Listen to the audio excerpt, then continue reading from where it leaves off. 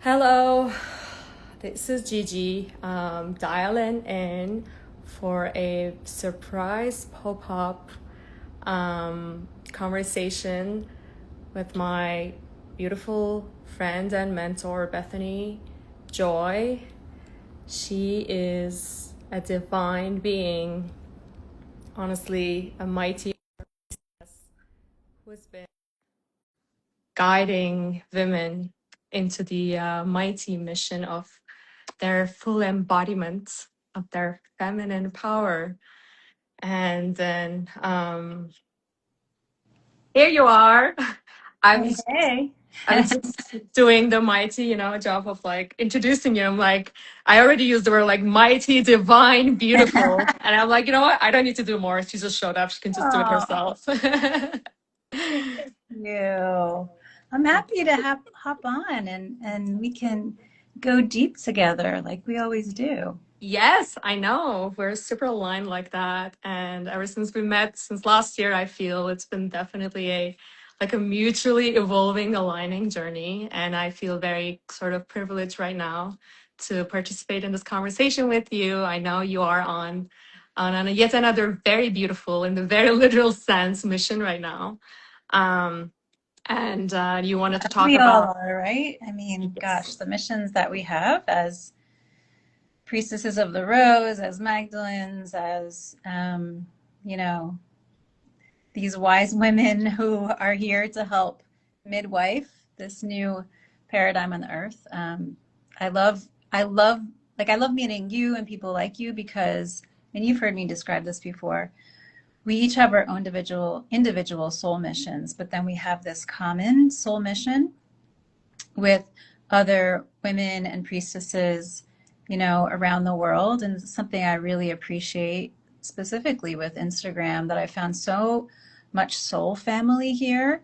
And Yeah. it's a place for us to be able to connect and be like, oh, there you are. I remember you, Yes. and then from there we start to collaborate and we start to feed each other's dreams and, help one another along and sharpen one another. And I just really feel this. I see these points of light all over the planet, and then this web of light between all of us that we are creating together.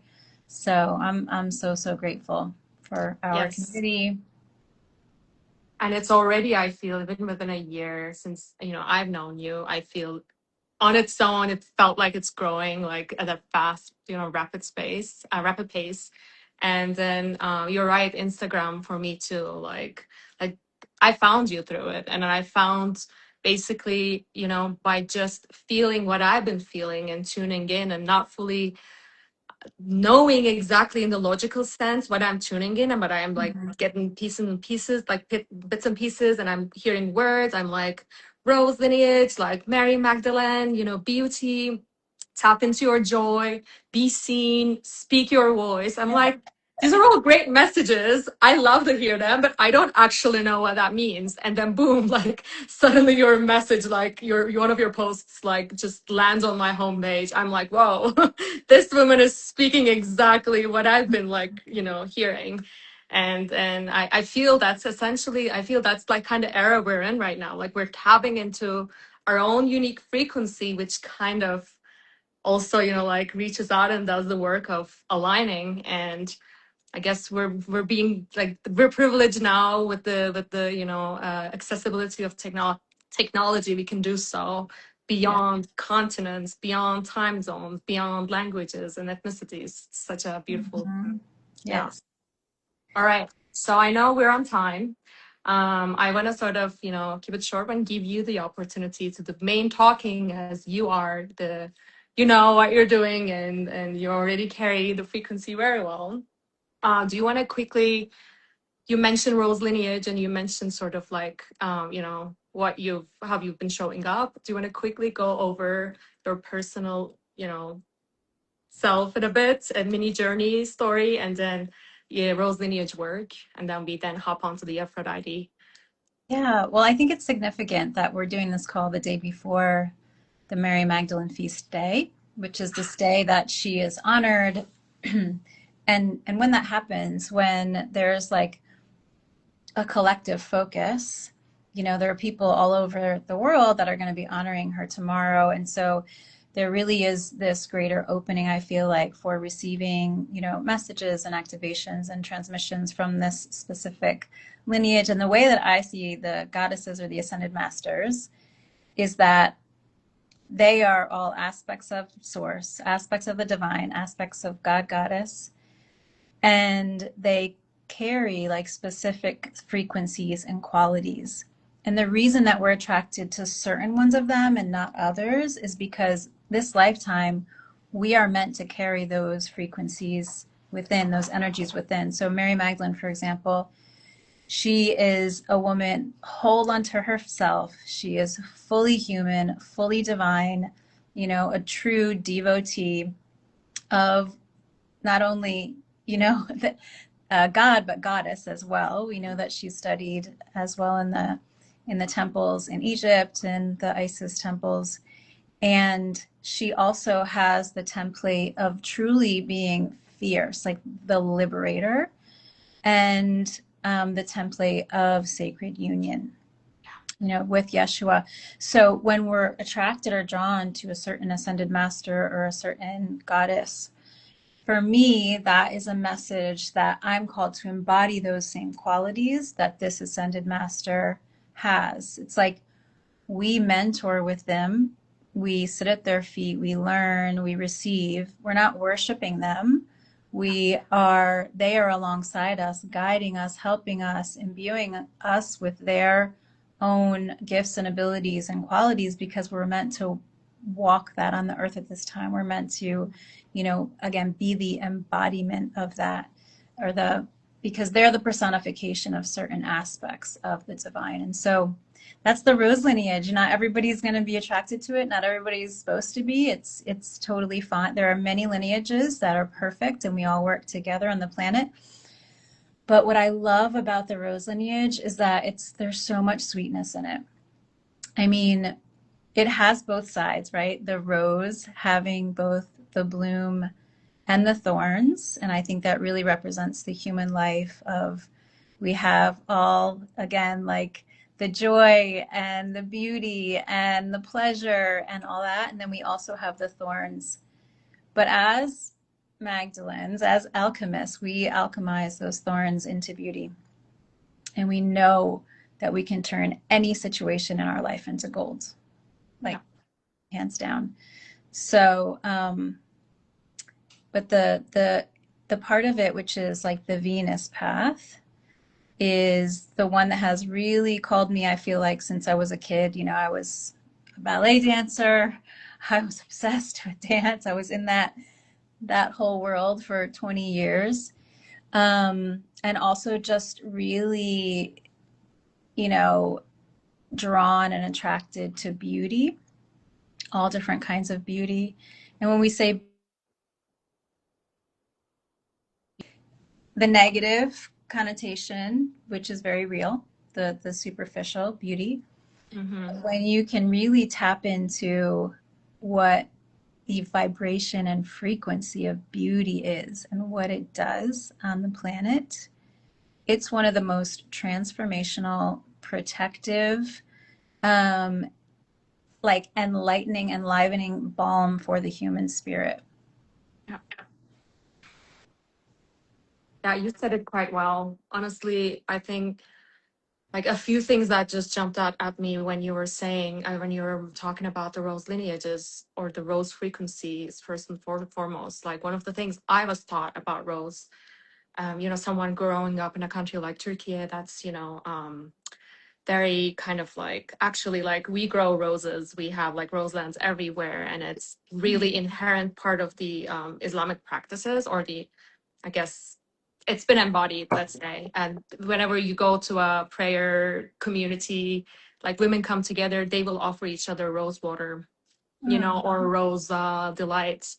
And then when later on I learned, like, it's one of the highest frequencies you can actually measure in an actual earthly matter, like as a plant, both its like smell and its look. It is even said like the Prophet Muhammad kind of like personally like tapped, like personally campaigned about roses to just like to share that, you know, it's an important woman, good smell, and something else. He was like, these are the important things in life. You master them, you like embody, you like honor them, you're good to go. Like God will approve you. I didn't know that. Yeah, I also learned that along the way, and that really got my attention because that's something I wasn't aware before. And I had already always seen Islam as like kind of like a more masculine practice. I'm like, oh no, there's actually a lot of like feminine beauty in it. And Rose became a template. That's how I understood that frequency through accessing Rose. So when I like learned the Rose lineage and when I connected with you and your the teachings you've been embodying, I'm like, they're all really aligning. They're all speaking to the same truth. We don't Yeah, we don't seem to differentiate as much as we think we are, you know? yeah, yeah, I agree.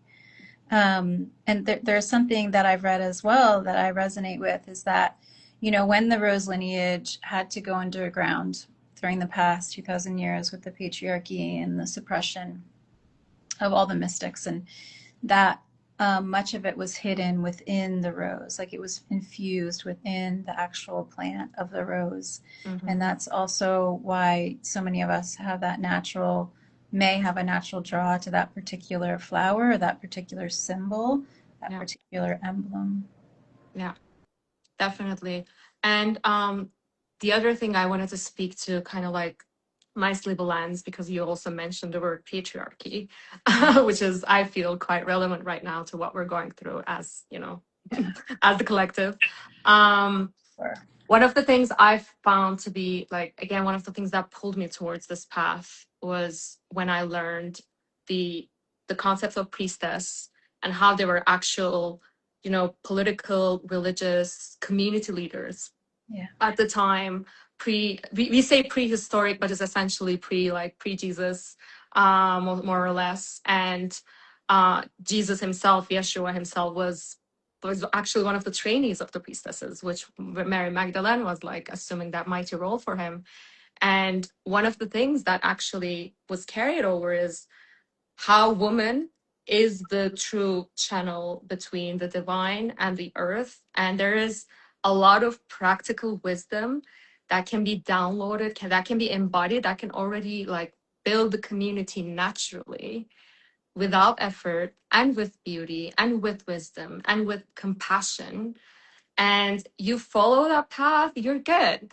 And you look at the ancient empires, you look at the architecture, you look at the societies they built, look at the art they built. It's magnificent. yeah, Like even today, even its most like perished away version, that you right. tap into the, you know, like the pyramids in Egypt, you're like, oh my God, like what's happening here? um, so in that sense, I find Mary Magdalene and all of the sort of priestesses, sort of starting with Isis, starting even like way before Ma'at. So they're like the original sort of like activists, the original Jeanne d'Arcs, who were rising and anchoring the divine template of truth from the feminine way, from the source of creation. And somewhere along the line, we got like a bit distracted. And then it's like, oh, no, no, no, no. It's all men. Like now, like men decide like the life. And yes, okay, but look at the past 2,000 years. Like how successful has it been? Like our Right. society right now is crumbling because we're not following that path anymore. So I kind of wanted to give that pretext because I feel to show the importance of the kind of work, you know, you deliver and people like you deliver, and then why I think we could all like learn more from it as, I'm gonna say, just like as regular human. Like I try to tell this to people. Everybody says like, "Oh, you're too spiritual. It's too deep. Wow." Like I don't think like you need to tell us. You need to translate for us. I don't think us humans can get it. I'm like, no, like guys, I'm very human too. You know,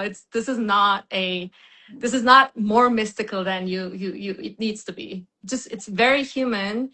It's just a different way of connecting. It's a connection through the heart, connection through embodiment, connection through the beauty, the love. Um, Yeah. Laying that forward, I want to also give you the opportunity to talk about what you're working on now, and you know how that ties into what we're discussing so far.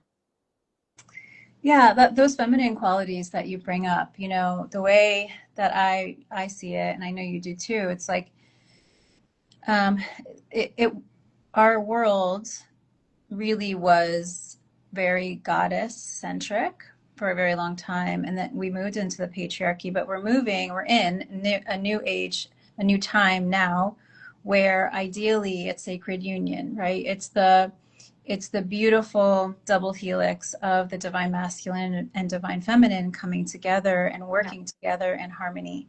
And we start that within. We start, you know, with the healing of our own masculine, our own feminine within, and then go out from there to the mirror, right? The world around us and how that's mirrored. So I think that's, you know, the focus. But because the feminine has been so oppressed and repressed on the sidelines for thousands of years, there is this beautiful resurgence happening. And but I also feel like when I tap into the Venus vibration, you can call it, or the Venus path, it truly is this, I see it as this stream of consciousness coming into the planet that we are channeling through, and that really is being strengthened at this time to be the antithesis of the mostly masculine chaos of our leaders, of those in power. And as we bring this in and infuse this into our lives, the thing about this vibration is it's so like, and I'm talking about the vibration of love, the vibration of beauty, of peace, of abundance, of grace. Yeah. So, you know, creativity, pleasure, all these qualities, when you really start to embody them and you really start to live your life in that state of being, not only do you have a delicious life and you transform everything around you, you transform your surroundings, your relationships, your community, the world, but you also cannot be manipulated, which you're in such a different vibration than what the power structure is in. You kind of like sit back and you're like, hell no. And like, yeah, like try to touch me. But it's not a fighting energy. It's not like a warrior energy. It's like, it's such a true embodiment of you're in a different dimension. Yeah. And you're like, I'm going to create from this dimension. I'm going to live from this dimension. I'm also going to help anyone suffering in that dimension that's ready to move over here, come into my oasis, come into my sanctuary, be with us, right? But I'm not going down there. Like, you cannot manipulate me and pull me in with fear, with shame, with any of those tactics that work on the masses to get them so knocked off of their center of their highest self and who they truly are. So these practices are not only like amazing and delicious and just make your heart and your body and your mind feel incredible, but you are in a different plane. We're not in the normal, you know, Yeah. what people would call the 3D or the everyday, you know, we are, but it's like, yeah, I'm not buying into that. I'm not tapping into that. No, you can't touch me. Like, try. Yeah. Yeah, I can see through it all, you know. Yeah.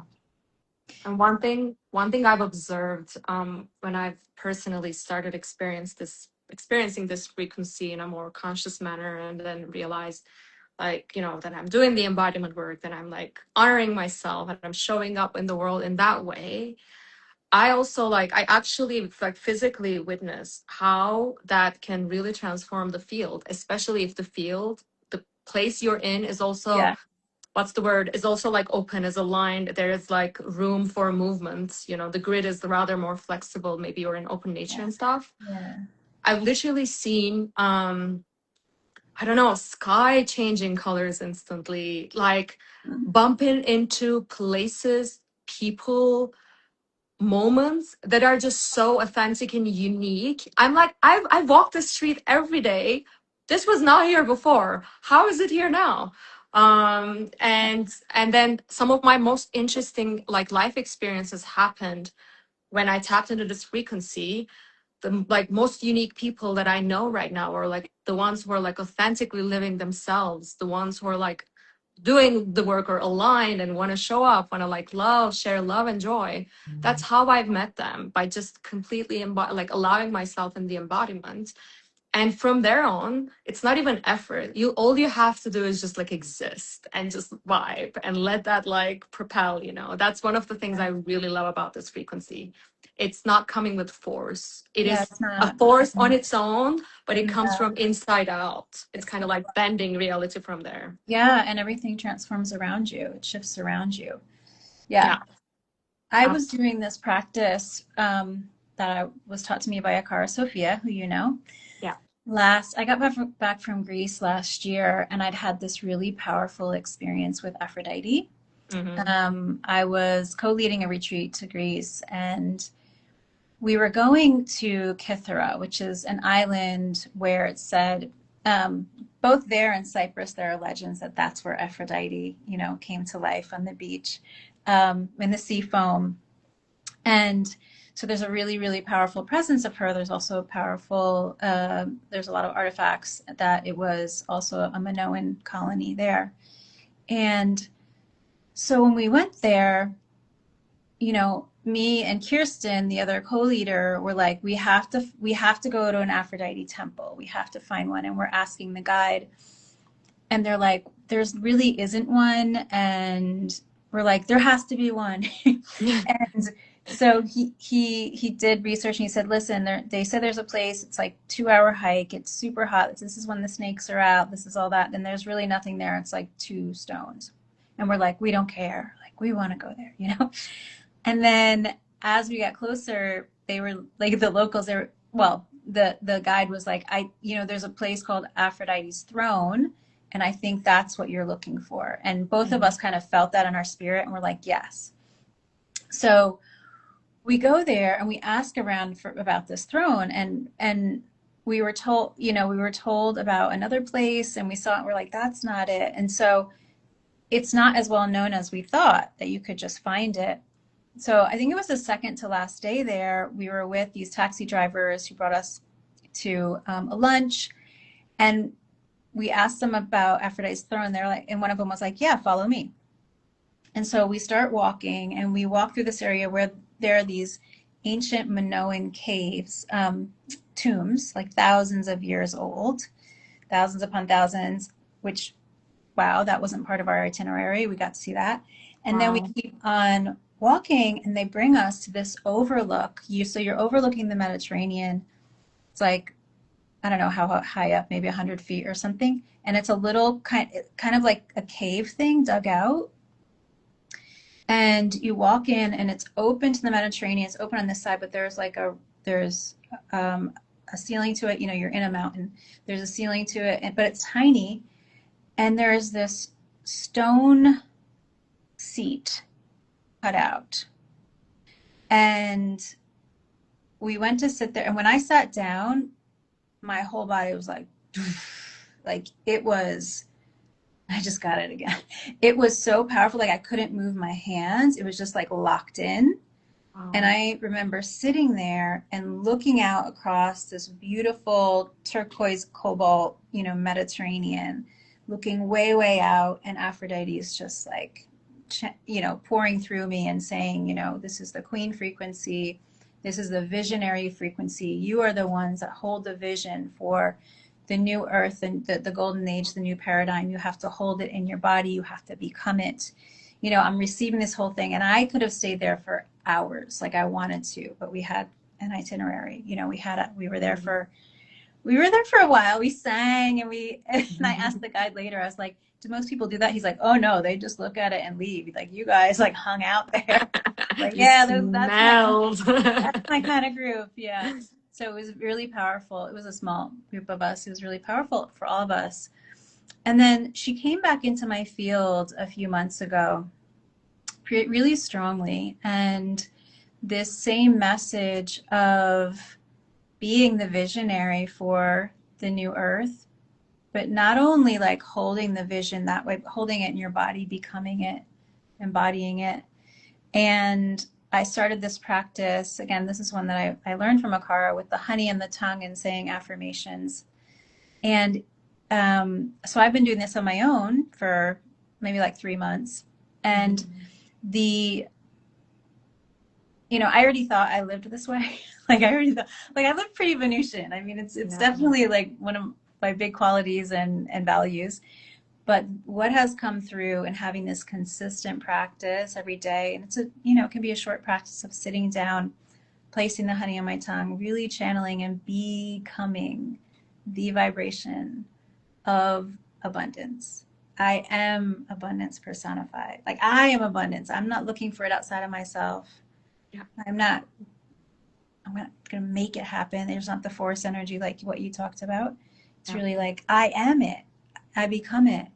And the same with beauty and the same with love has been transformational, has, made me like much more radiant. Like people are, drawn to me, find me without me, doing much at all. It's my frequency, it's my energy.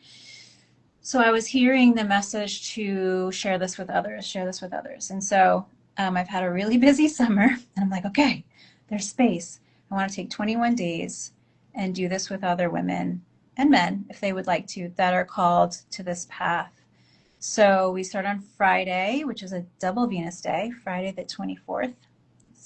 24 is a 6, which is Venus number, and then Friday is the day of Venus. So we are going to start together. We'll have the link. The link's in my bio.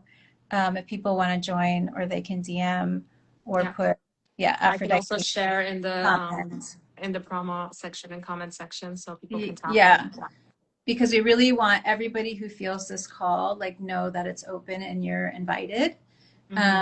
There's different payment tiers. There's even scholarships. Like, truly want those. We want to.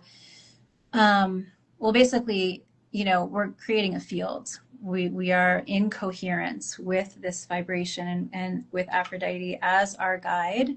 But this transforms your life. It transforms your mind, transforms your heart, your relationships, your environment, and it's a practice. It's not like, bam, it's you're changed. It's a practice, and that's why I heard 21 days, because she said 21 days is enough time to change a habit, like change the way you're thinking, change the way you're speaking, change the way that you're feeling. That's how you create the change in your own life. Ooh. Let's do it. Buzzing. And I'm glad you said man, because I see several my dear like male friends, I feel, who would be very attuned to this frequency. So if they're still on. Yes, that's actually one of the best gifts, again, I told you earlier, of this frequency that had gifted me. The quality of the men who join in my life have also like shifted, like, we're like way more, way more aligned, way more collaborative, way more like humbling, supportive. It's just like that creative force, that joy we share. It's not really coming with like force or, other type of like dense sort of frequencies that we have been complaining about, let's say. They're the brothers of the rose, right? That are like this supporting and protecting the priestesses. Like their work is invaluable in addition to everything else that they're doing on the planet. Like invaluable, yeah. We need all of you guys, please. We're in this together. We share the planet together. We're in this together. If this is going to work, this is going to work because we're all working towards it, right? And I'm going to rephrase it. Not even if, like, this is going to work. This is already working. We're already downloading it. Yeah, we're in it. We're in it. It's happening. Very much so. Wow. So that is incredible. So essentially then whoever's tapping in, whoever wants to participate, they can click the big bio link in your profile and participate and be part of it. In the case they can't do it live, are they going to be replays or can they join later? How do you envision this? So there will be 3 lives that I'll be leading. And then every day you'll receive in your inbox the affirmation for the day so that we're all doing the same one together and creating that coherence field. So you'll have your own spiritual practice. It's great to start now. If you're like, yes, I'm going to do this, go get your honey, start setting up a little sweet nook or meditation space that can be dedicated to these frequencies, and dedicated to yourself, like what you want to step into, what you want to become, what you want to shed. Yeah.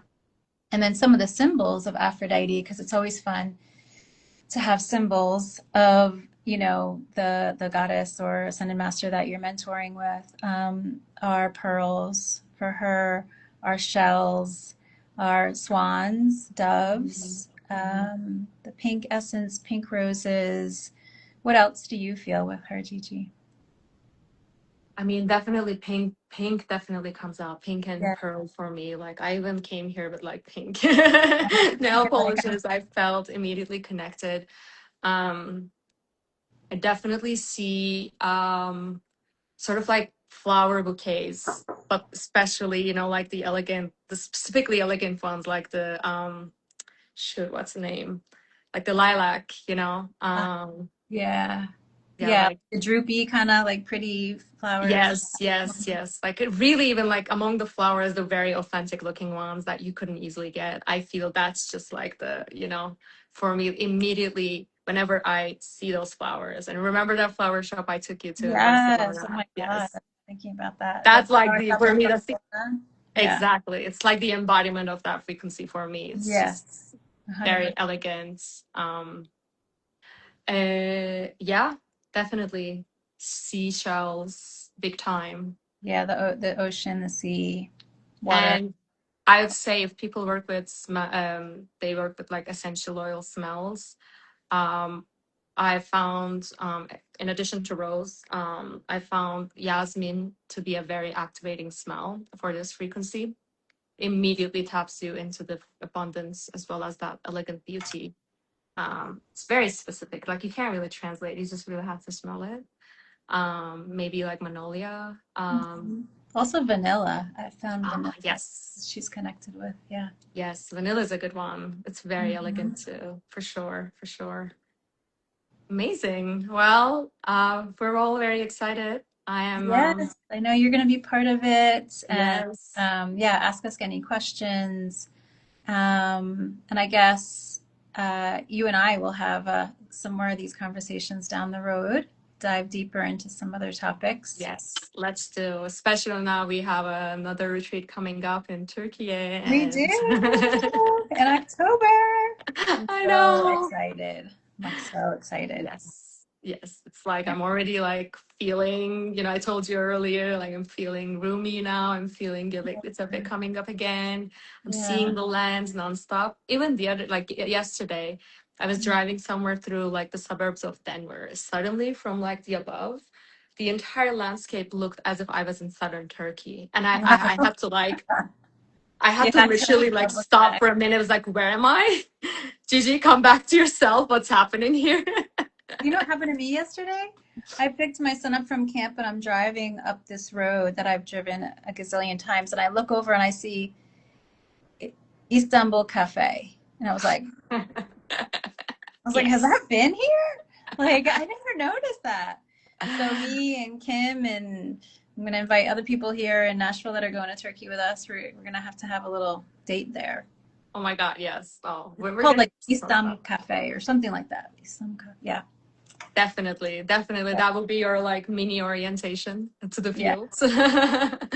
And more to come. And one thing I'm super excited for you guys is that like nothing you anticipate so far, you actually haven't landed. Like No, I can't wait. it's gonna I be really can't so wait. mind blowing. I wanted to go for years and years. Yeah. Yeah. So yeah, it's going to be life changing. Thank you so much for helping be a guide for this journey to Oh Turkey. my God, it's such an honor. I'm living for this. So thank you for giving me the opportunity, really. And I'm thanks to you, I'm already kind of like teaching myself. Well, this is in Turkish, but like I'm reading all about Göbekli Tepe, kind of like Uh, the there's just so much. I had no idea. There's just so much about like prehistory that I think we are somewhat tuning into, tapping into, but haven't found the words for it because we don't have the immediate like living template around. I feel that's like starting to show itself more and more, and then Göbekli Tepe is definitely kind of like a good portal for that to anchor that prehistoric tribes or visions or sense of living that was really aligned with divine union and aligned with Yeah, that life. Göbekli Tepe has been calling me since 2021. It's been 5 years. Like, yeah. And 2021 has been like a major sort of like, since then I think Earth has been like We're in a different like going through some roller coaster big time. So yeah. Well, All right. that's amazing. Thank you very much. Yeah. I love that. This was short but sweet, and I feel we covered everything we wanted to cover.